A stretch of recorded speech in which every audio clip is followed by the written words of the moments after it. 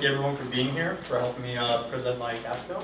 I'm going to be going over a general overview of my research paper, which is the history of blacks in nursing, how their experiences create a sense of identity.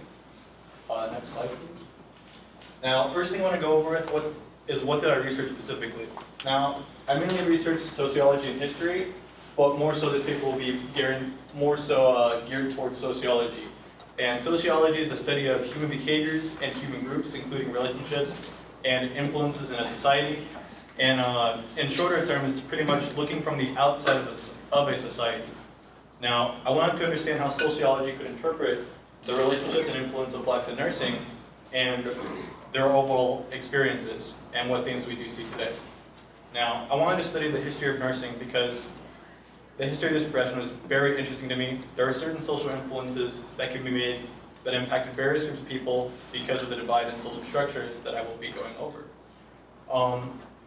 This profession is highly valued for their strong work ethic and qualities of human dignity and altruism. Altruism is a principle that showcases selfless care for the well-being of others, and human dignity is the act of holding value to everyone. Now, these principles express a specific character that embody a strong care and dedication to their patients in the long run. Now, this is important because this profession requires people who perform the job with a moral obligation for the sake of others and who are passionate about their job. If you're not a passionate nurse or anyone passionate about their job, I don't want to be near you. I'm going to run away and get out of there as fast as possible. Okay, next slide, please. Okay. However, blacks are consequently treated poorly in this profession between the 1850s and 1960s across both the United States and Europe.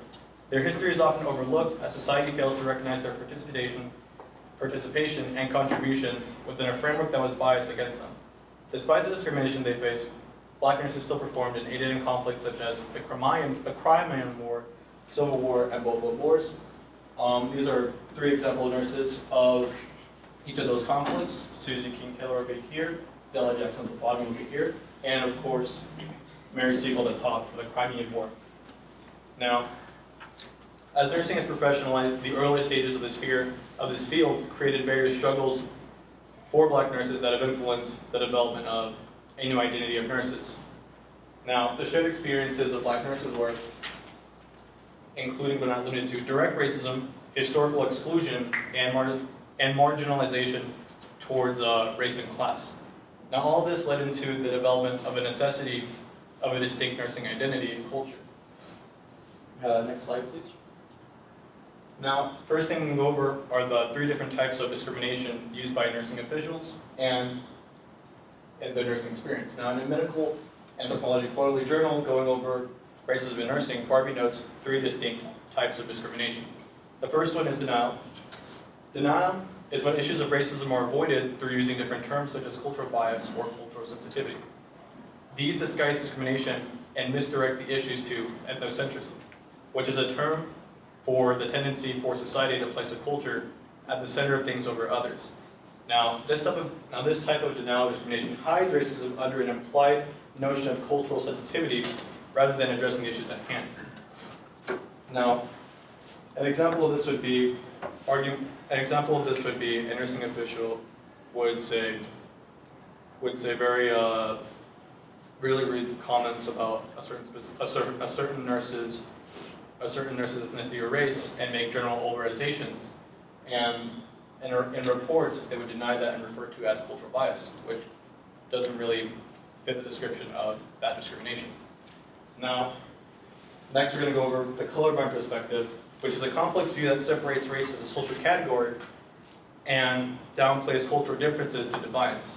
Now, defiance is known as behavior that violates rules and norms. This perspective makes the factors of race invisible and implies only cultural differences are at play, instead because race is no longer a factor from this view. Now, some good consequences from this view is that you don't see race, but then again, you don't look at problems of discrimination because you're not viewing it from a different viewpoint. You're not including what makes that issue or what makes these cases of racism because they view it differently. Lastly, we have aversive racism. It is a prejudice of individuals who hide negative feelings for other groups despite having a moral system that incorporates egalitarian views, meaning a moral system of viewing everyone equally with equality. Now, aversive racists are characterized to believe that they are non-prejudiced despite hiding their feelings from individuals. I like to refer to them as shy racists or little people. Overall, these experiences have led to the development of the marginalization of class and race. Next slide, please. Now, as for the marginalization of class and race, in an undisclosed report written in 1925 by Ethel Johns, she researched the treatment and education of black nurses in different schools and different programs. Now, two distinctions that Ethel Johns made during her research were just race and class. Race being the social category used to group people based upon their ethnicities, and class meaning the general groups as women and lower economic roles, mainly social roles. Sociologically, because of the views and prejudice of other nurses, it created a divide in identity by viewing colored nurses as domestic or as lower class. This is important because the main issue during the early stages of nursing was a constant denial that racism could not occur for the nursing officials because of both integrated nursing school programs, specific black schools, and the values of the profession. Racism has been integrated into each of these fields, and because of the different types of discrimination, and of course creating specific schools and programs for another class, another color of people, you can obviously tell that there is a certain distinction between racism and discrimination inside this framework. Hines? Okay. There are also two other distinctions that became clear regarding the stance of blacks in the profession as well. These distinctions were both persuasive stereotypes and domestic servants. Racist stereotypes refer to an unwelcome influence of stereotypes that affect a group of people. An example depicted from the report was that nursing is a low status occupation for both white and black women. Considering that the nursing profession back then, the dynamic or view was that women were just seen as more inferior and weren't able to, and nursing was viewed as a job that was not so important or not so significant as other jobs or roles that men play. There was a lot of sexism and a lot of marginalization of both class and race based upon that. But despite these marginalizations, we do have one specific example of a person undermining each of these experiences and rising up. Now, one example that I mentioned was in the previous slide. That person was Mary Eliza Mahoney. She was the first black nurse to become registered in America.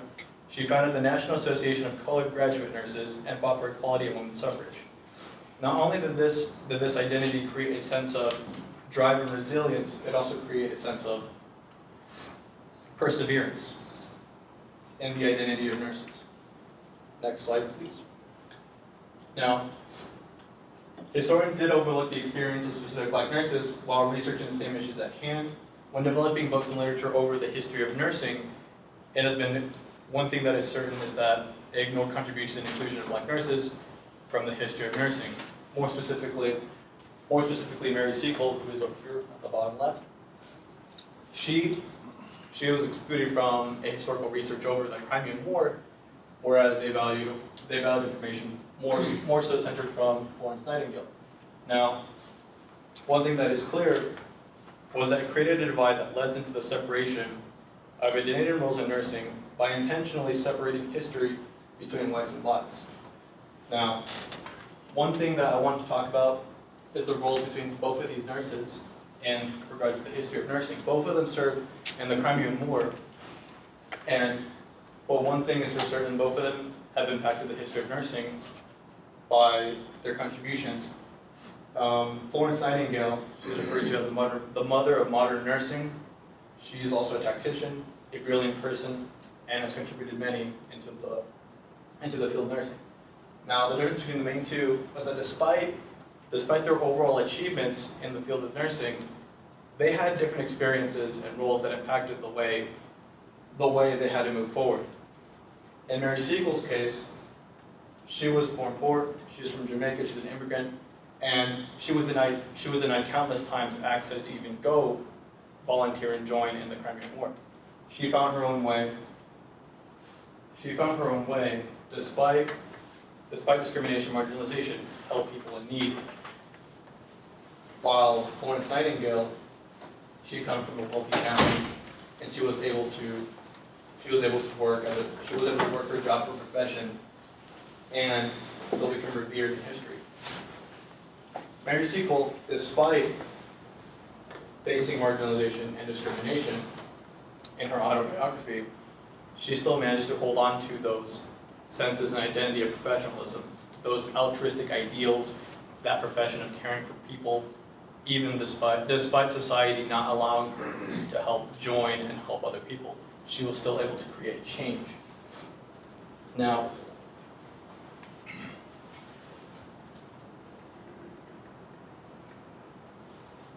one thing that is noted, it did create a divide that separated the identity of blacks in nursing by valuing other aspects of other nurses and excluding black nurses.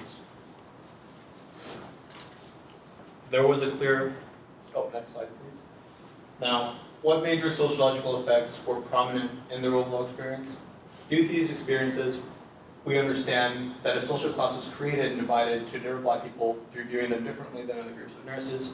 There was a clear division in status due to the fact of their race and class in the profession itself.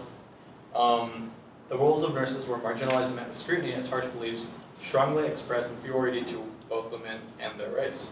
Despite discrimination becoming an integral part of their experience, nurses managed to become professionalized in the field and develop a new sense of pride. Next slide, please. Now, we're going to be going into more of Mary Seacole's autobiography. As I mentioned before, she was denied access to even go and join into the Crimean War, and despite that, she still made lots of efforts to volunteer, and she became a prominent person in the figures of nursing.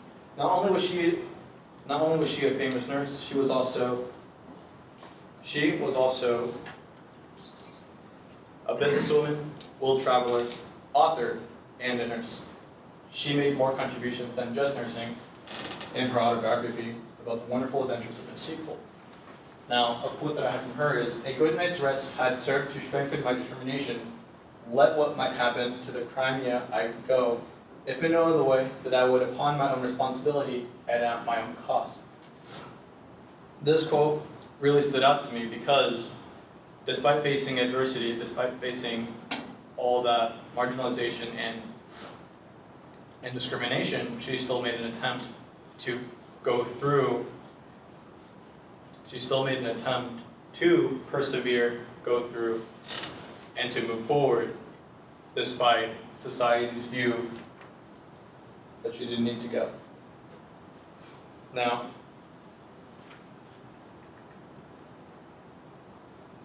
next slide, please. Now, do we still see these issues today? The hard truth is yes. Although the experience of these nurses include facing racism and discrimination back then, discrimination affects every nurse and person of color in society today. Not only does it affect whites, it affects everyone else in general. Now, according to the American Nurses Association, over 5,000 nurses participated in a survey depicting 63% experiencing discrimination and 64% challenging these behaviors with no immediate change. What is interesting throughout reviewing these incidents compared to discrimination in Europe was that these factors are influenced by social factors, and political factors by means just problems in every country and society, such as immigration, economics, and of course political factors such as Brexit. One example that I have was that the discrimination of black nurses was, you should go back to Africa. Despite them having that profession and working towards helping others, political factors still became a key role that influenced discrimination and racism here. Now, what is interesting is that despite this, there was an identity that was created. Despite facing significant obstacles and barriers, black nurses were able to find strength in their shared experience and use their voice to express pride, equality, and determination within the early and later stages of nursing. This identity created a drive and integrity that fostered perseverance and dedication to their work. This sense of identity created a culture with the values of this profession that had developed as a result from those experiences, pushing through prejudice. Next slide, please. Now, what exactly was this identity? Through dealing against aspects of racism and a period of historical marginalization, these nurses never stopped advocating for a better identity and the sociological divide that was pressured upon them. The sociological divide that was pressured upon them was the distinction between race and class, the historical marginalization, and the different types of racism that occurred in their field and in their schools. Now, this identity included a drive and integrity that not only fostered perseverance and dedication to the work, but it also fostered tolerance. Tolerance to keep moving forward and to keep moving past those barriers that limited them, despite how society wanted to view them.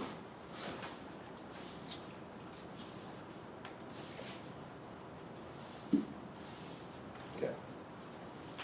As far as, sorry, wrong page.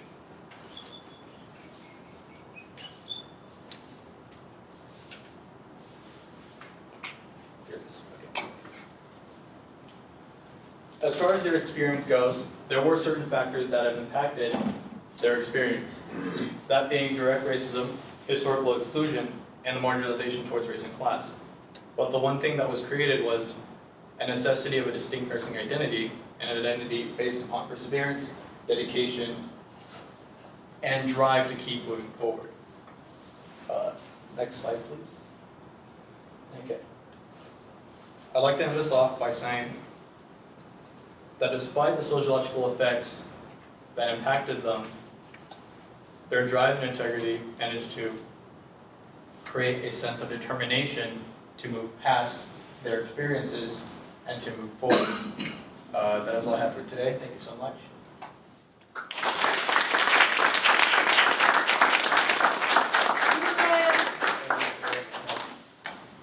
Does anyone have any questions?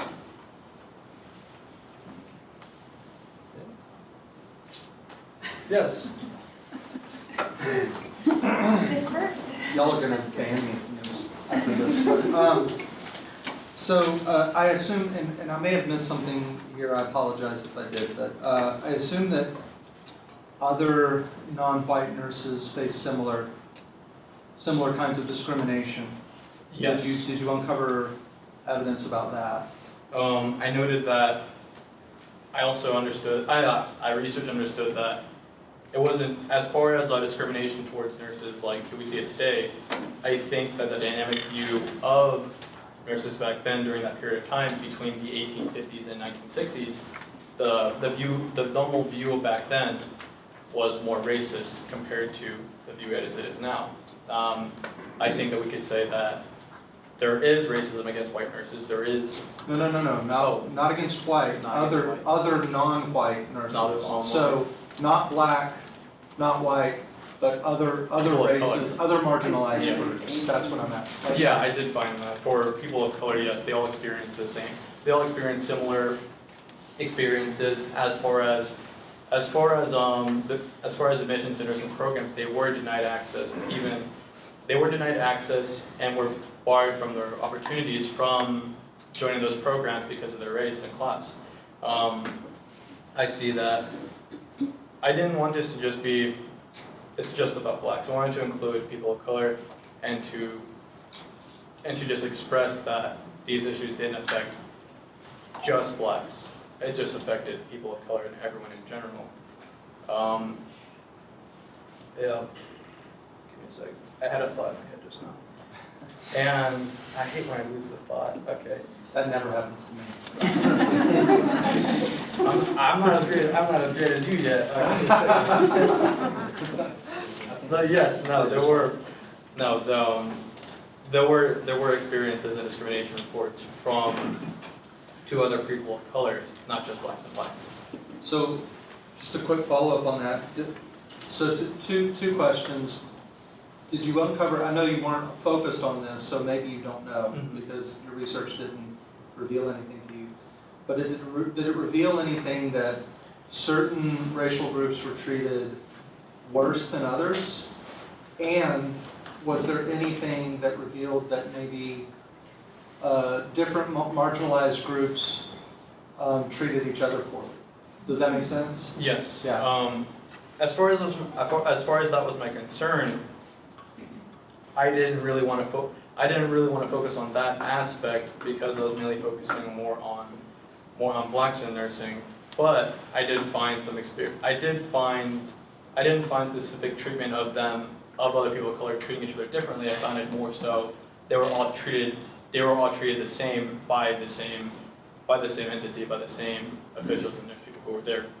So as far as that, I couldn't tell you right now. Right. But I couldn't tell you right now that there was distinct marginalization between the two of them between the two people of color, because they all followed under the same category of being colored, being race, being a woman. Especially if you're a woman, then back then you were viewed differently, and I think that factors in a lot. Yes. Very good.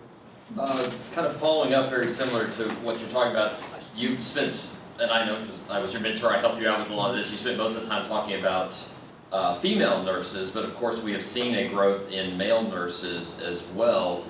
Do you see any of this same discrimination going on between, I mean, is it different seeing like male versus female nurses, because there is kind of a put down quite often on male nurses just in general in the profession and in society as a whole, but also difference between white male, black male, or white female, black male, or anything like that? Yeah. I did notice